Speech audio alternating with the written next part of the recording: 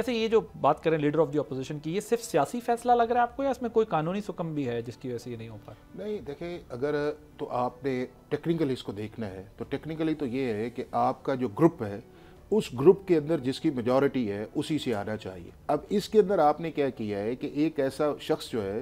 جو آپ کی پارٹی میں نہیں ہے یا آپ کے الیکشن سمبل تو ہے ہی نہیں تھا یا آپ کے انڈیپینڈنس بھی نہیں ہے، آپ نے کہا ہے جی کہ اس کو نامینیٹ کر دیں اور اسپیکر کے پاس چلے جائیں، اور انہوں نے ایک اسٹرینتھ دی ہے۔ اب جس انوائرمنٹ کے اندر ہمارا سارا سسٹم چل رہا ہے کہ جس کے اندر آپ نے دیکھا ہے کہ ایک ہاسٹیلٹی ہے یا ایک ایسی چیز ہے، تو اس کے اندر پھر ٹٹ فار ٹیٹ تو ہو رہا ہے نا۔ پالیٹکس کے اندر یہ ہوتا ہے۔ آپ 10-12 سال کی ان سارے پولیٹیکل لیڈرز کی اسٹیٹمنٹس دیکھ لیں کہ اس ایشو کے اوپر انہوں نے کیا کہا ہے۔ آرمی چیف کا ایشو دیکھ لیں کہ ساری پولیٹیکل پارٹیز جب گورنمنٹ میں ہوتی ہیں کیا ان کا ایٹیچیوڈ ہے۔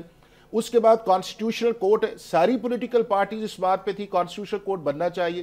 ساری پولیٹیکل پارٹیز جو میجر سٹریم کی آپ کی پولیٹیکل پارٹیز ہیں ان کا لوکل گورنمنٹ جو ہے وہ بننی چاہیے، ڈیولوشن آنا چاہیے۔ ساری بڑی پولیٹیکل پارٹیز کا یہ ہے کہ جو فنڈز کی ایلوکیشن ہے، یہ شیئرنگ ہے، اس کو بہتر ہونا چاہیے۔ یہ نہیں ہے کہ جی آپ سارے کا سارا ٹرانسفر کر رہے ہیں اور آپ کے پاس وہ کیک ہی نہیں ہے کہ جس کے اندر آپ جو میجر ایکسپینڈیچر جو اس کے اندر جائیں۔ ساری پولیٹیکل پارٹیز جو گورنمنٹ کے اندر فیڈرل لیول کے اندر رہی ہیں کہ صوبوں کا اور مرکز کا ایک ریلیشن ایسا ہونا چاہیے جو آپ کے لا اینڈ آرڈر ہے، یہ ایمرجنسی کی سچویشنز ہے کہ جس کے اندر یہ نہ ہو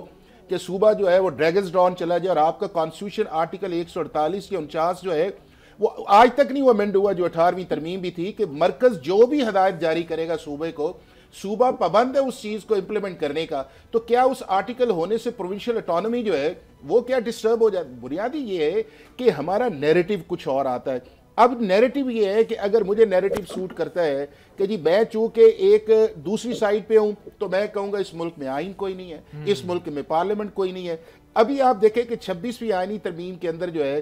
کتنا کو ریٹن جو ہے وہ پی ٹی آئی یا دوسرے لوگوں نے دیا تھا، حالانکہ سارے پروسیس کے اندر وہ انوالو تھے۔ لاسٹ دن تک اگر کانسٹیٹیوشنل کورٹ عادل بن جاتی اس دور کے اندر تو نہ آپ کو سپریم کورٹ کی انٹرنل رفٹ نظر آتی، نہ جوڈیشل کمیشن کے اندر ایگزیکٹو کی ڈومینیشن کا نیریٹو آتا،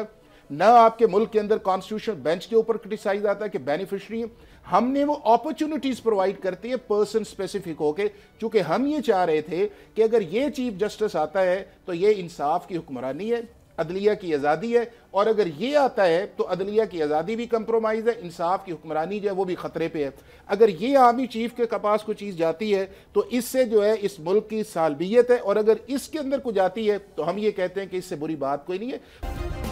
سبسکرائب کریں اور بیل دبائیں تاکہ کوئی خبر رہ نہ جائے۔